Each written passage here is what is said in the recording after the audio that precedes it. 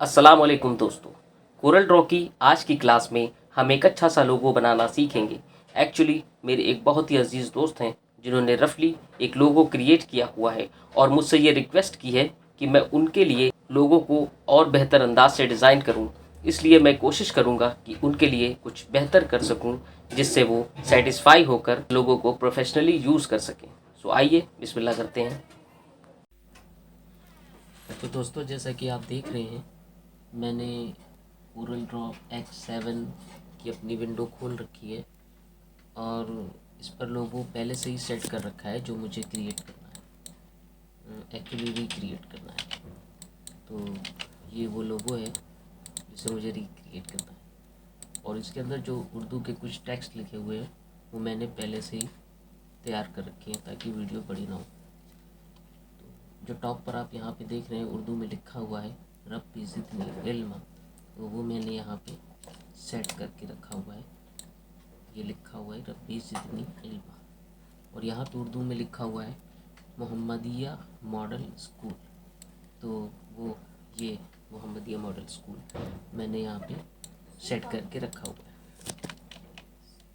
तो आइए स्टार्ट करते हैं।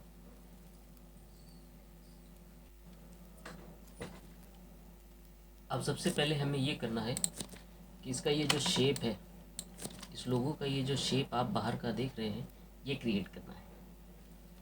इसके बहुत सारे तरीके हो सकते हैं पर मैं अभी इसे बहुत ही सिंपल तरीके से क्रिएट करूँगा जिससे आपको कोई परेशानी ना हो।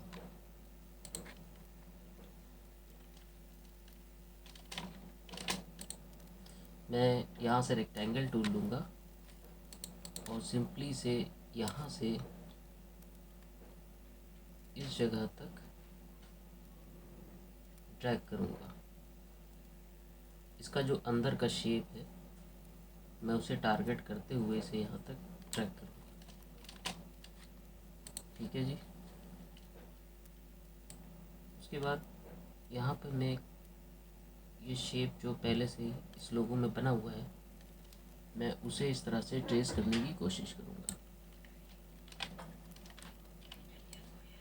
और ये हमारा शेप बन गया है। अब मैं इसे यहाँ इस कॉर्नर से इस नोट्स को इस कॉर्नर से मिला दूँगा। अब फिर से मैं रेक्टेंगल टूल लूँगा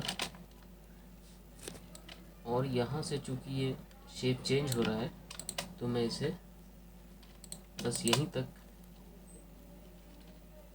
रखना चाहता हूँ। इसके लिए मुझे क्या करना होगा, मुझे एक रेक्टेंगल टूल लेना होगा और इस ऑब्जेक्ट के ऊपर जो भी मैंने शेप तैयार किया है इस ऑब्जेक्ट के ऊपर मुझे ये रेक्टेंगल टूल वहाँ तक रखना होगा जहाँ तक मुझे चाहिए। तो ये मैंने रख दिया है। अब मैं पहले रेक्टेंगल जो मैंने बाद में रेक्टेंगल लिया है पहले मैं उसे सेलेक्ट करूँगा। उसके बाद शिफ्ट के साथ मैं ये पहले वाला शेप सेलेक्ट करूँगा। ये दोनों मैंने सेलेक्ट कर लिया। अब मैं यहाँ ऊपर ये जो आपको यहाँ पे आइकन दिखाई दे रहे हैं, यहाँ पे एक आइकन है जिसमें लिखा हुआ है ट्रिम, तो मैं इसे ट्रिम कर दूँगा। जब मैं ट्रिम करूँगा तो मुझे शेप यहाँ तक मिल जाएगा। अब रह जाता है मेरा ये ऊपर का शेप, तो सिंपली मैं उसे ड्रॉ कर लेता हूँ यहाँ तक, सेंटर तक। मैं सेंटर तक इसे सिंपली ड्रॉ कर लेता हूँ। मैंने इसे यहाँ तक ड्रॉ कर लिया।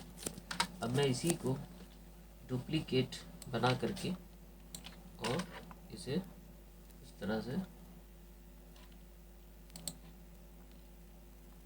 रख दूँगा। अभी आप देख रहे होंगे कि शेप प्रॉपर नज़र नहीं आ रहा है। इसके लिए मैं शेप टूल से इसे थोड़ा ठीक कर लूँगा और ये हमारा शेप हो गया। अब मैं इन दोनों को सेलेक्ट करके कंबाइन कर दूँगा। कंबाइन करने से ये दोनों लाइनें एक दूसरे के साथ जुड़ जाती हैं। उसके बाद मैं यहाँ पे ज्वाइन टू नोड्स का एक ये आइकन यूज़ करूँगा जिससे ये दोनों नोड्स आपस में कनेक्ट हो जाएंगे। ये कनेक्ट हो गए। अब मैं ये बीच वाला नोड्स डिलीट कर दूँगा जिससे मुझे ये एक पूरी सिंपल लाइन मिले। ये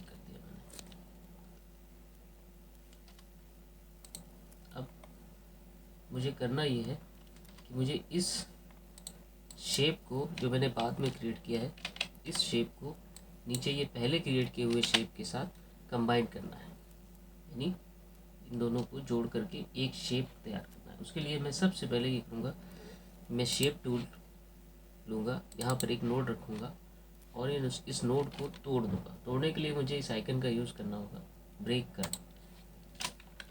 अब ये दोनों नोड टूट गए हैं। अब मैं इसे यहाँ से सिंपली डिलीट कर दूँगा। तो ये लाइन मुझे यहाँ तक और ये लाइन मुझे यहाँ तक मिल गई है। अब मैं इन दोनों लाइनों को, यानी पहले वाला शेप जिसे मैंने अभी तोड़ा है वो, और जो मैंने बाद में बनाया था ऊपर वाली ये वाली लाइन, इन दोनों को शिफ्ट के साथ सेलेक्ट करके इसको यहाँ से कंबाइन कर दूँगा। कंबाइन करने के बाद मैं इस नोड को यहाँ जॉइन टू नोड्स के आइकन पर क्लिक करके जोड़ दूँगा। अब ये दोनों नोड जुड़ गए। इसी तरीके से दूसरे साइड पर भी मैं इसे जोड़ दूँगा।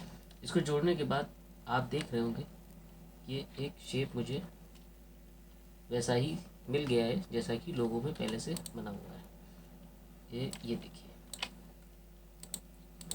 दोस्तों, बहुत ही सिंपल तरीके से मैंने ये शेप तैयार किया है, बहुत ही आसान तरीके से, जिससे आपको समझने में कोई परेशानी ना हो। ये देखिए, अब आप देख रहे होंगे कि जिस तरह से एक लाइन यहाँ पर ये मैंने ट्रेस की है, उसी तरीके से सेम पोजीशन में थोड़ा सा उससे दूर हटके एक लाइन और आपको यहाँ पे एक शेप आपको और नज़र आ रहा है, तो हम उसे भी बनाने की कोशिश करते हैं। उसके लिए सबसे आसान तरीका ये है, यहाँ पर एक टूल आप देख रहे हैं ड्रॉप शैडो जहाँ पर लिखा हुआ है, इसके छोटे वाले एरो पर आप क्लिक करेंगे तो एक टूल यहाँ पे कंटोर आपको नज़र आ जाएगा। कंटोर टूल पर क्लिक करना है, वो सेलेक्ट हो जाएगा। उसके बाद यहाँ पर किसी भी आप नोड पर क्लिक करके प्रेस करते हुए ड्रैग करिए और जहाँ तक आपको जाना है वहाँ तक जाकर इसे छोड़ दीजिए। तो आप देख सकते हैं कि बड़ी आसानी से एक शेप हमें यहाँ पे पैरेलल वे में मिल गया। दोस्तों, अब इन दो लाइनों को अगर हमें फिल करना है बिल्कुल वैसे ही जैसे लोगों में करना है, तो उसके कई सारे तरीके हो सकते हैं, लेकिन अभी मैं आपको यहाँ पर एक सिंपल तरीके से फिल कर रहा हूँ। ठीक है, मैं इसे इन दोनों लाइनों को कंबाइन कर लेता हूँ। कंबाइन करने के लिए यहाँ इस टूल का मुझे यूज़ करना होगा जो मैंने किया है, और ये कंबाइन हो गया। अब मैं इसे जो भी कलर देना चाहूँ उसको फिल कर सकता हूँ। मैं सेम कलर देना चाहूँ तो सेम कलर भी फिल हो जाएगा, कोई मुश्किल नहीं। लेकिन अभी मैं इसे फिल नहीं करता हूँ, ऐसे ही छोड़ दिया मैंने। ठीक है, इसके बाद आपको यहाँ पर एक सिंपल लाइन दिखाई दे रही है। सिंपल लाइन के लिए हम यहाँ से फ्री हैंड टूल लाइन का ले लेते हैं। ठीक है जी, ये हमारे पास टूल आ गया, लाइन टूल। अब एक क्लिक हम लाइन के लेफ्ट हैंड पे करते हैं, लेफ्ट साइड पे, और दूसरा क्लिक राइट साइड पे कंट्रोल की को प्रेस करते हुए करते हैं। कंट्रोल की को इसलिए प्रेस करते हैं ताकि लाइन सीधी बने। ठीक है जी, ये लाइन बन गई। अब आप ये देखिए इस लाइन की थिकनेस बहुत कम है। इसकी थिकनेस को बढ़ाने के लिए आप यहाँ पे एक ऑप्शन, जैसे ही आप लाइन ड्रैग करोगे आपको यहाँ पे एक ऑप्शन नजर आएगा, वहाँ से आप इसकी थिकनेस को बढ़ा सकते हैं। मैं इसकी थिकनेस को 4 पॉइंट रखना पसंद करूँगा। जैसा कि आप ये देख रहे हैं कि ये जो यहाँ पे इस लाइन का एक छोर है, एक साइड है, एक नोड है, वो गोल नज़र आ रहा है, और मैंने जो करी है लाइन वो आपको कॉर्नर के साथ नज़र आ रही है। तो इसको गोल करने के लिए एक सिंपल तरीका है, हम F12 प्रेस करते हैं। F12 को प्रेस करते ही आपके सामने ये इस तरह की एक डायलॉग बॉक्स नज़र आएगा, जिसमें लाइन के बहुत सारे शेप आपको यहाँ पे नज़र आएंगे। तो ये जो बीच वाला है राउंड कैप, मैं इसे लूँगा और ओके कर दूँगा। तो आप देख सकते हैं कि ये यहाँ पर राउंड शेप में आ गया। इसके बाद ऊपर यहाँ पर आपको दो सर्किल शेप के दो ऑब्जेक्ट दिखाई दे रहे होंगे, मैं उसे क्रिएट कर, ठीक है, दोनों सेम है इसलिए मैंने एक क्रिएट किया और दूसरा डुप्लीकेट करके रख दिया। अभी मैंने यहाँ पर कोई एक बुक क्रिएट कर रखी है,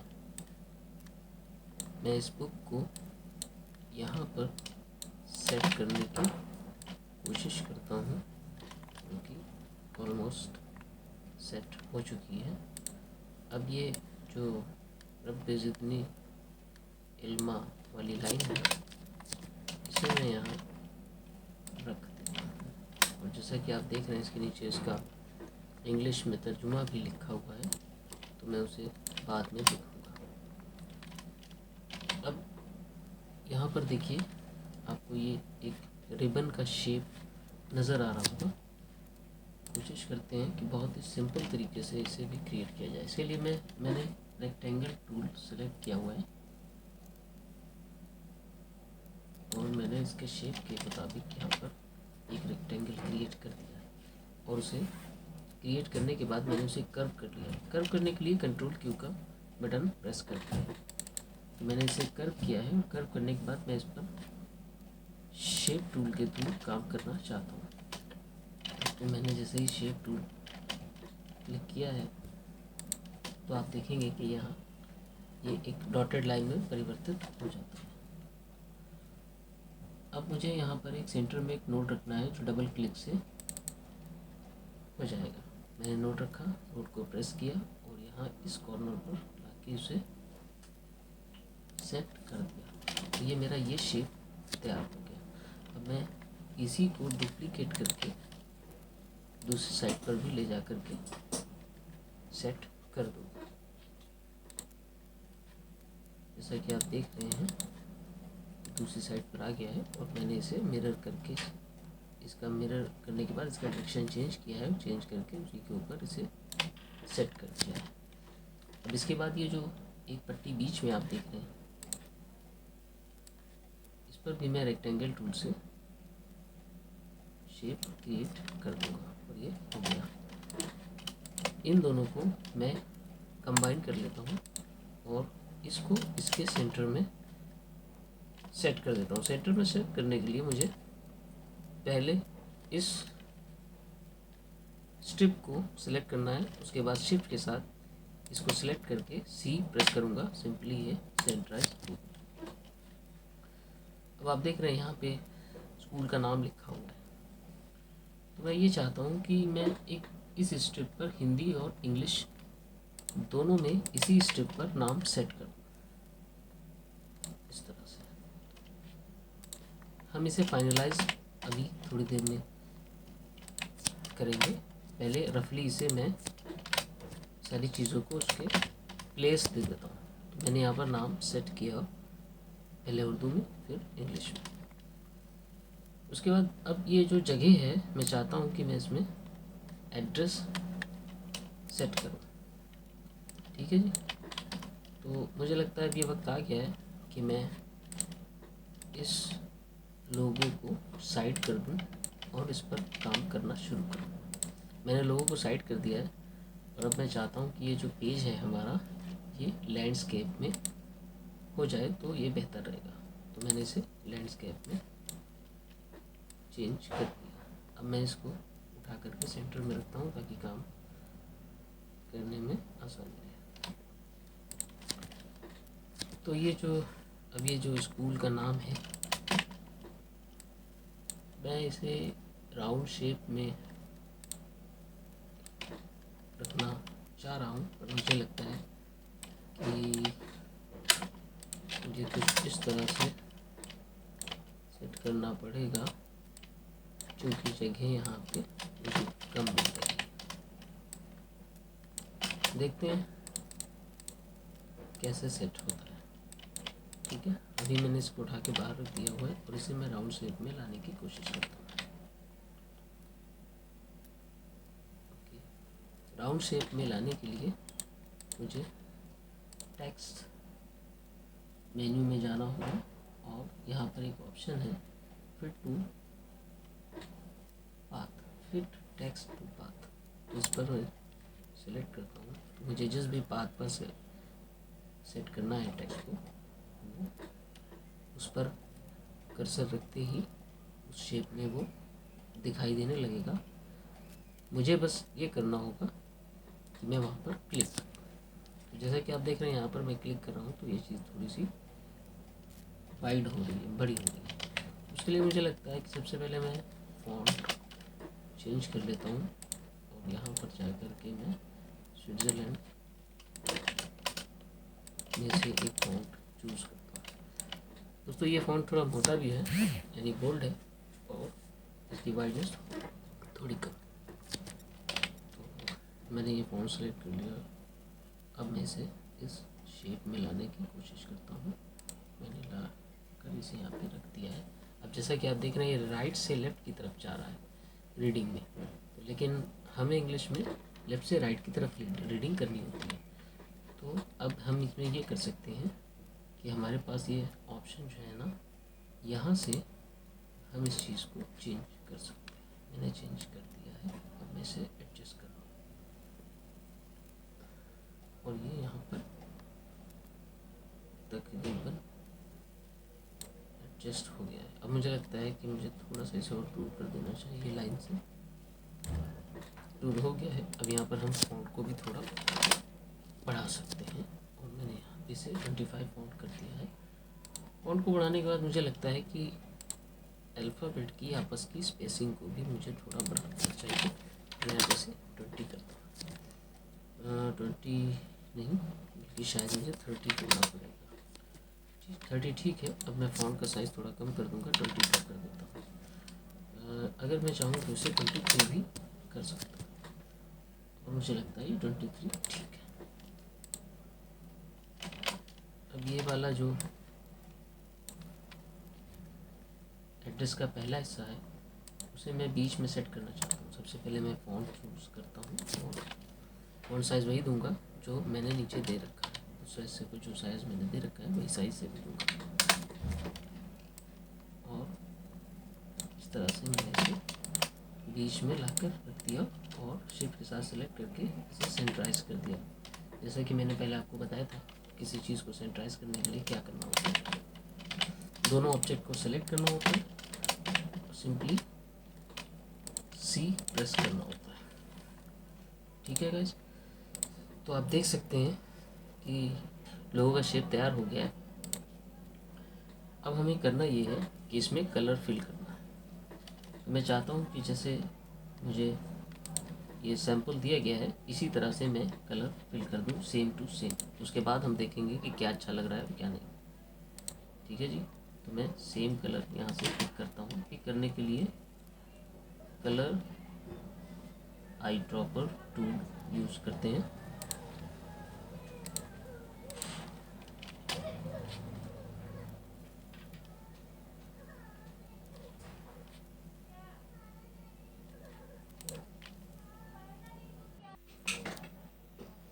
तो गाइस अब बारी है कलर फिल करने की। जैसा कि आप देख रहे हैं मैंने इस आउटर शेप को सेम कलर फिल कर दिया है जैसा कि मुझे सैंपल में मिला है। अब ये जो डॉट हैं या सर्कल हैं मैं इसे फिल कर देता हूँ, ये दोनों फिल हो गए। इसी तरीके से इस स्ट्रिप को भी मैं फिल करता हूँ। ये स्ट्रिप भी फिल हो गई। ठीक है, और इन दो जो टेक्स्ट हैं हमारे उर्दू और इंग्लिश के, मैं इसे वाइट कलर में चेंज कर देता हूँ। ठीक है, आप देख रहे हैं, जैसा कि आप देख रहे हैं कि ये पूरा लोगो फिल होने के बाद इसमें आपको आउटलाइन नज़र आ रही है। तो मैं इस आउटलाइन को नन कर देता हूँ। इसके लिए मुझे ऑब्जेक्ट को सिलेक्ट करना है और सिलेक्ट करने के बाद यहाँ फिल कलर में नन पर राइट क्लिक कर देना होगा। ठीक है, बस ये देखिए डन हो गई। इसी तरीके से सारे ऑब्जेक्ट राइट क्लिक डन, और ये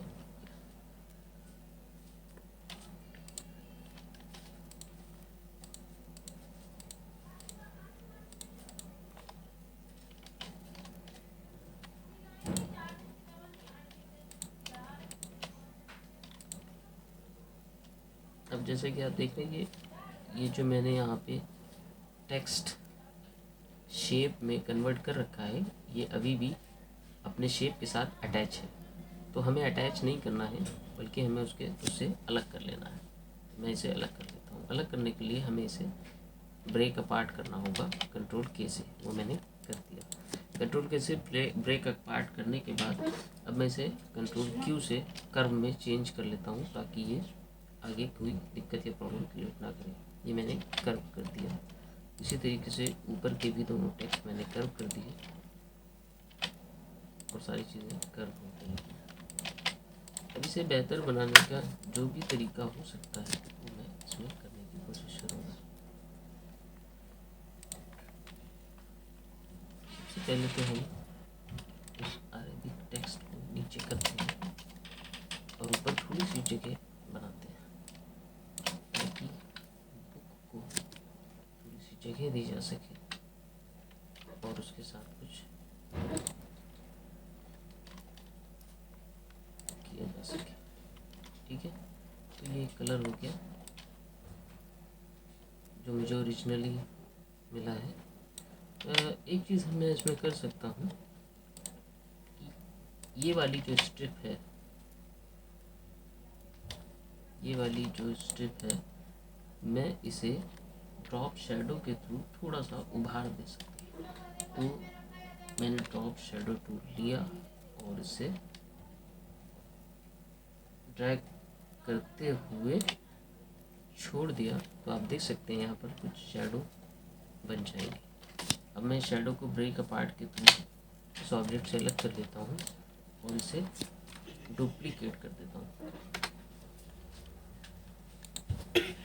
और पावर क्लिप से मैं इस शेप के साथ इसे इंसाइड कर देता हूँ।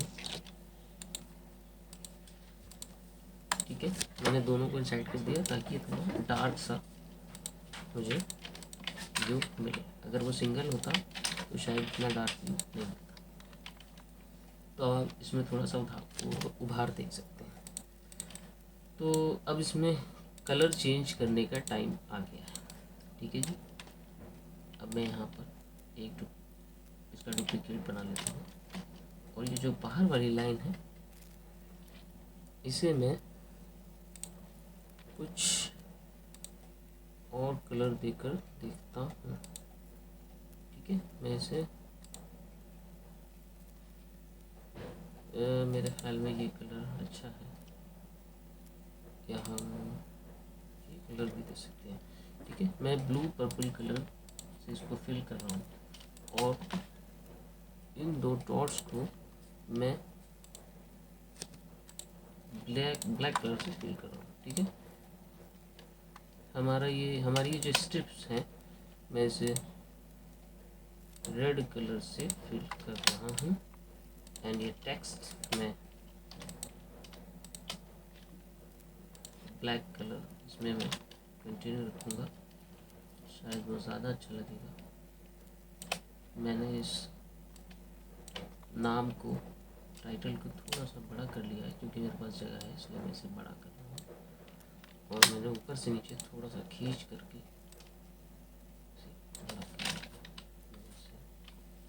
बड़ा कर दिया है। वो थोड़ा पहले से बड़ा हो गया है। यहाँ पर जो जगह खाली है मैं उसमें स्टार रख सकता हूँ। मैंने स्टार सेलेक्ट किया है और स्टार को फिल भी कर लिया है वाइट कलर से, और दो स्टार में इसके अगल बगल लगा दूँगा, जिससे ये बराबर सा नजर आएगा। दोस्तों देखिए और मुझे बताइए कि ये वीडियो आपको कैसा लगा।